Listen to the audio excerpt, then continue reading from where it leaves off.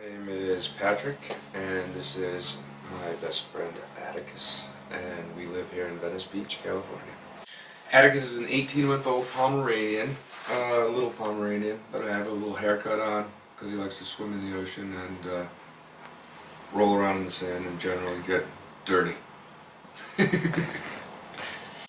No, wasn't really looking for a dog. I'd only moved to Venice from New York a couple of years, and I was really just, trying to get myself sorted. And then my girlfriend, it was her idea to get him, and we got him. And at first, I didn't want a little dog. It's like I'd grown up with labs and big dogs.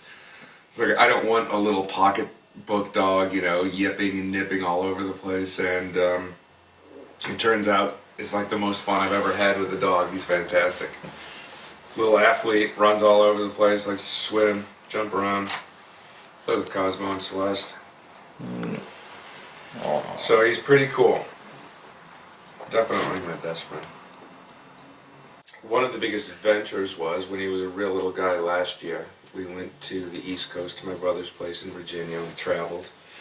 And he got to hang out with a bunch of other big dogs on a pond and sort of got to experience a different piece of life other than, beach life, which is all he knew. So that was fun watching him sort of socialize himself within that other pack of dogs. We just travel, we just do a lot, we sort of like have an adventure every day because we're up in the morning at 6:30 or 7 for an hour, hour and a half down at the beach, and then in the middle of the day maybe he comes to the office with me, or we go back down to the beach or go swimming. So we just try to have, a little adventure every day. The scariest moment, there's been a couple of scary moments. The scariest moment, I'm sorry to say, was we were over there in Penmar Park, across from the golf course one morning, where we used to run off leash. And he was still a little guy, and there was this lab pit bull mix that was a nice dog, like the owner said, and they were getting along. The next thing I knew, Atticus was on his back, getting ready to be mauled, and luckily I was right there, and he was okay, but he was freaked out for a couple of weeks. It was hard for him to go around other dogs. And then it made me super tense around other, pit bull owners. It's I'd walk by them and just give them just the biggest fuck you look I could possibly muster. It's I don't care how nice you say your dog is. Keep your dog away from mine. So it's horrible, not fair. Gotten better at that since. Oh, and by the way, this is close up Atticus.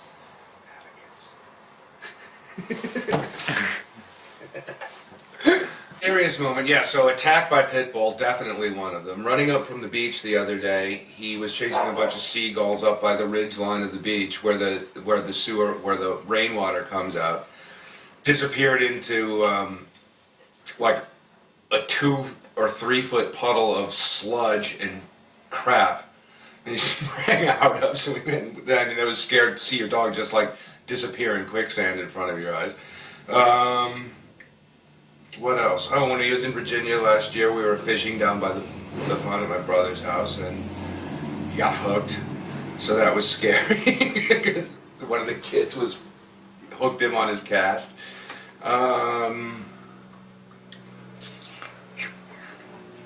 Those are probably the top 3 scariest times.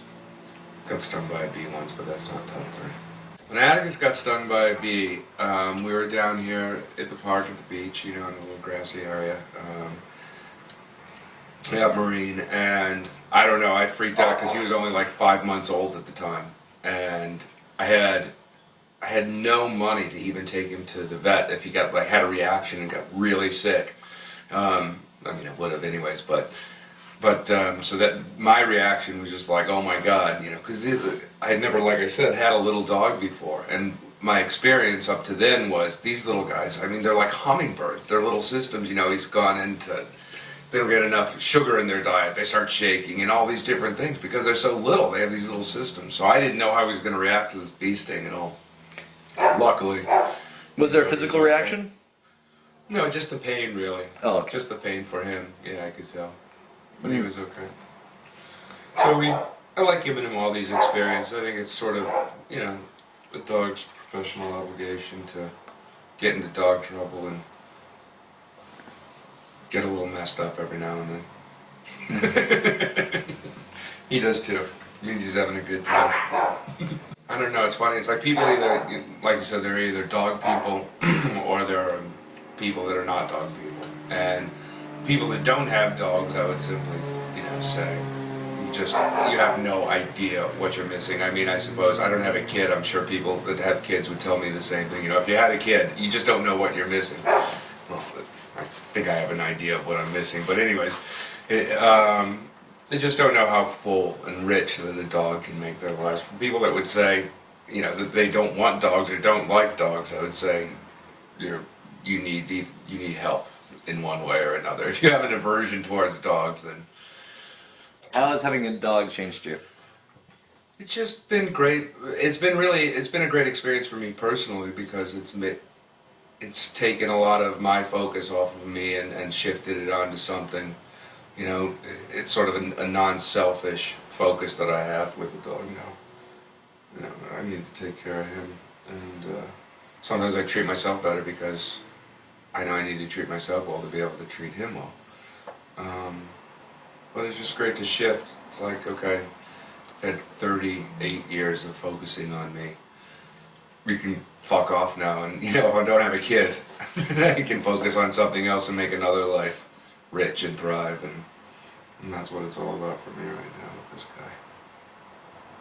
This guy's my best friend. I think I would be like a lazy Labrador retriever, like I always grew up with all these lazy labs that went swimming every day and hung out every day, but we're lazy at heart, I guess, and I guess I'm sort of more into the Labrador leisurely lifestyle. But if I could be a dog, if I would aspire to be a dog, it'd be one like this guy right here, gregarious spirit and ready to go. Maybe just a little bigger. Maybe just a little bigger.